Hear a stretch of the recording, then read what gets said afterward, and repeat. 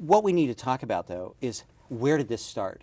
So we kind of got off that subject. We had bird's eye frozen foods, okay, and then this started in around 1945, okay, and then used to be that sugarcane from Hawaii kind of ran the markets. Yes. And if they had a bad year, then the markets were all askew. Well, in the late 60s, the Japanese actually came up with a way to make a sweeter sugar, and they called it high fructose corn syrup. Okay? Well, here in the States, we thought, oh, are you kidding us? We have Iowa, Kansas, Nebraska. We have all these places in the Corn Belt. We can make high fructose corn syrup. Corn syrup in itself is not very sweet, but if you genetically modify corn syrup, you can make it very sweet. You can actually make it more than 100% sweeter than sugar. Carol syrup, yeah. So what they did is do that one. Yeah. We came up. The Japanese came up with the way to make high fructose corn syrup. We said, wow, this is great. We don't have to depend on the Hawaiian markets for sugar cane. We can create our own sweeteners. And that's where this whole mess began, all right?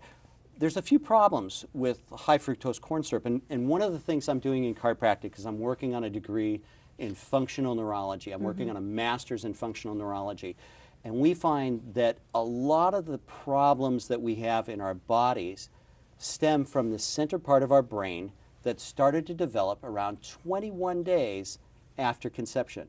Between 21 and 36 days, that's where we developed our eyes, the central part of our brain.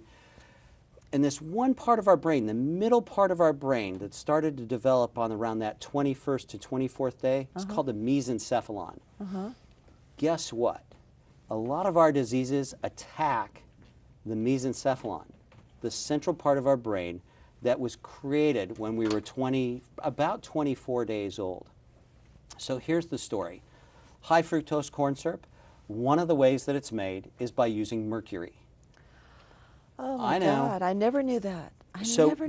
There was just a study put out last year about a couple of different high fructose corn syrup companies that use mercury in the processing of high fructose corn syrup. Mercury is a neurological toxin. Now you need to understand this because there's a thread that I'm going to run in this conversation. Mercury is a neurological toxin. It breaks down the central nervous system at the mesencephalon. Wow. Okay. Then, so we had that in the late 60s, early 70s, we created high fructose corn syrup. There was another sweetener that came out a while after high fructose corn syrup. It's called NutraSweet. Yes. Okay, so we have NutraSweet and Equal. Interestingly enough, and this is where we get into the whole, how could they do this to us? It was created by Searle Laboratories. The CEO of Searle Laboratories was Donald Rumsfeld. Does this surprise us?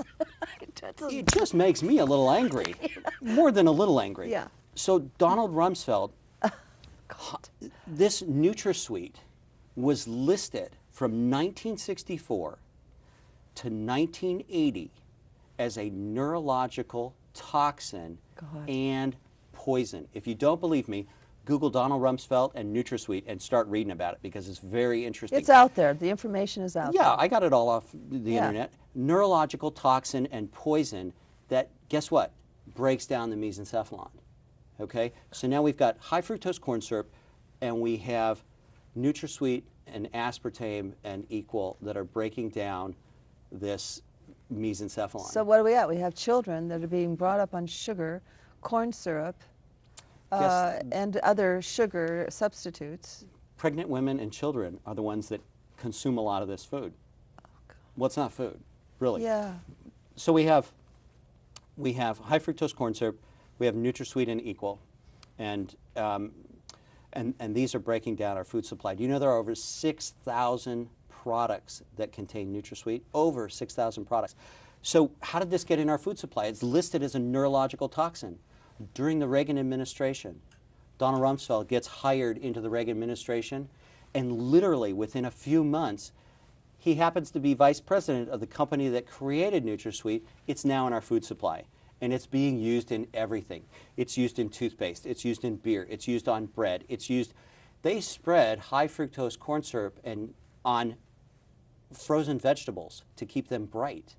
They put it in all of our sauces. They put it in ketchup. They put it in baby food. They put it in children's toothpaste. They put it in pop. They put it in all kinds of products. And this is where that reading labels comes in to play, and it's so important because they put this stuff in everything. And if you see high fructose corn syrup, NutraSweet, aspartame, or any of those ingredients in the first few ingredients on a label, put it back. Don't consume it. It's because a poison. It causes cancer. It causes breakdown of your central nervous system. That's amazing. Okay? I don't think Now, most people knew that. Let's think about this. Let's take this a couple of steps further down the road. What this mesencephalon does is it has to do with vertigo. It has to do with your eyes. It has to do with your balance structures. It has to do with your entire central being. And so what we're seeing is a proliferation in things like Parkinson's, in Koreas where people get tremors, in dementia. We're seeing those numbers go up and up and up because people are consuming higher and higher quantities of it. You know? It's in everything. So It's crazy. It is crazy. I did a talk last year, and I don't remember the exact number. I think it was, I want to say it was like 52 pounds of sugar is what we consume as an American per year. I have to double check that number, but it was something like that. I remember I took this picture, I went to the grocery store, and I emptied the entire shelf of 10-pound bags of sugar, and I had a shopping cart completely overflowing, the bottom, everything loaded with 10-pound bags of sugar, and that was like 250 pounds, and that's what we consume unknowingly every year. You know, it would have been great if you had had a picture taken. I have a picture. I'll have to show you sometime. Of that, yeah. So that's what's going on in our food supply, is that we have these things, these sugars that we're eating, that we're consuming, that are killing us one bite at a time. well, this is not the only thing. This, this could be a lighter subject. There is hope. There is hope. It's called waking up and taking back some of your personal freedoms to make the difference where it needs to be made. What is GMO foods and its relationship with gluten? Oh. Gluten is huge. Gluten's huge. I just thought of one other thing that I Okay. wanted to tell you, and this is so shocking. I try and read a lot of different studies, and there was a study put out about 6 months ago, and it was done by the University of Minnesota, and it was 60,000 people over 15 years were followed, and they were pop drinkers. Oh, it's addictive. Pop is a huge Yeah. bugaboo of mine. My children, my Yeah. daughter's never tasted pop in her life. She's 4. My son has had one root beer his entire life. Now, I know I can't keep them from pop, but I'm doing the best I can at the moment. Educate them while they're young, so Educate they them while they're understand young. it's Exactly. poison. So this is what this study said.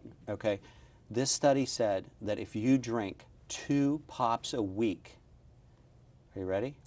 A week? A week, you have an 87% increased risk of pancreatic cancer. Now, it doesn't say that you're going to get pancreatic cancer. Just a risk. It says that you have an 87% increased risk in pancreatic cancer. 2 pops a week. This is terrifying to me. And this study was canned immediately. It came out, I saw it, Then it was I gone. saved it, and then it was gone. Yeah. You can still probably find it if you Google like pop and pancreatic cancer. But a lot of this stuff that's coming out is being covered up by the food companies and by probably the drug companies. Because if we can keep you sick, then we can control you. Yes. Okay? If you're sick and Passive. and passive and full of inflammation, then we can keep you under control like this. Yes. And I'm saying it's time to stop. Let's look at some other toxins. What other toxins did you want to talk about Gluten. today? Gluten. There's so Oh. many people that cannot eat wheat anymore. Right. I don't, matter of fact, out of all my friends, I think there's maybe 1 or 2 that still can have what I would call a normal slice of bread. Right. Everybody else is either Well, on I'm a gluten-free. special, non-gluten. In our clinic, one of the things we do is a food sensitivity test. It's a blood test where we prick your finger and send it to a laboratory. and it tells us 96 different foods that you are sensitive to. And you're absolutely right. Gluten is a huge, huge problem. Here's how it happened. Back when we were kids, the average farmer grew 8 crops. 8 crops. Currently, the average farmer grows 1 to 2 crops, and those crops are corn and soybeans. Corn and soybeans have now been deemed a non-nutrient. Soybeans have actually been deemed an anti-nutrient, which is even worse, because an anti-nutrient means that if you consume a lot of soy, 1/5 of our diet as Americans is soy oil, much higher than Japan and China combined. Amazing. Our diet is higher in soy than their diet. And soy is an anti-nutrient. An anti-nutrient means that if you consume a lot of soy, you can't absorb vitamins and minerals. Well, isn't there an organic soy? Yeah, there are different ways. There are organic soys. What I'm saying is limit the soy. Yes. Okay, limit the sugars. Well, I'm allergic to soy, but Right, I well- do know that you can get organic soy. It causes an inflammatory process in your body, which is what dis-ease is an inflammation in your body. And we're going to wrap that up at the end. But let's go back to gluten. So when we were kids, wheat was one of the crops that we grew, right? Yes. And the wheat was, we made our own bread, except for when you and I were talking the other day about Wonder Bread. Yeah. And we wondered what was really in it because you could leave it Nothing. out and it never molded. Okay. Nothing. It's terrible. But It's packaged beautifully. right. Wheat has been modified over the years Yeah. from 1945 until today. And so we used to be able to get maybe say 90 bushels out of an acre of wheat, and I don't know that statistic. Great movie, Food Inc. If you ever get a chance to watch Yeah. Food Inc., wow, that will really educate you. But so we could get 90 bushels out of an acre, and then we modified the way the wheat was made, the seeds itself. Monsanto, ugh, don't get me started. I know, But- me neither. Yeah, Yeah. There's Monsanto now. I think owns the company that makes high fructose corn syrup, and Well, and are we NutraSweet and surprised? aspartame. Exactly. Yeah. Are we surprised? So now we get 180 bushels out of an acre, and much of the wheat. When you look at a wheat stalk, this much wheat is good for you, and the rest of it is not. The rest of it is Junk. gluten, and we use gluten in sauces.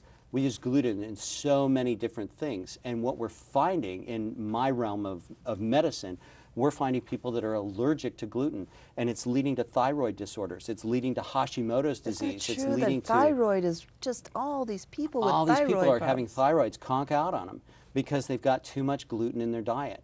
So the problem here, Badeish, is that we are getting more and more toxins on a daily basis than we ever did before. You're right, ever before. And so we're finding more and more kids that are sick, more and more adults that are sick. I'm seeing children that are heavier than children ever were. Do you remember when we were kids? There was maybe one heavy kid in the whole school. Well, it's a combination And now it's of, like 1 in of 3. what they're eating, the lack of play in their life because the technology has taken away the playground and just a child running free and using their imagination and curiosity. Most children today, you don't see, Texting, Xbox. not only that, you don't and- see happy children. I haven't walked down the street in my neighborhood and actually seen a child that was happy, hi, how are you, alive and vibrant. I don't see that anymore in our society. I'm sure they're out there, but they're probably, The foods that we're eating cause inflammation in our body. When you have inflammation in your body, the inflammation sucks the life out of you. So what I was saying about this food sensitivity test is that when you are eating foods that you are sensitive to, your body has a response to it, and Yes. it creates inflammation. What is disease? Carditis, inflammation of the heart. Pancreatitis, inflammation of the pancreas. Diabetes, it goes on and on and on, but most of the diseases, arthritis, inflammation of the joints. And I truly feel that if we cleaned our diet and then we cleaned our bodies, like through a cleansing process, yes. that we can wipe out or eliminate 80 to 85% of the diseases that we suffer from as we get into our 40s, 50s, 60s, and 70s.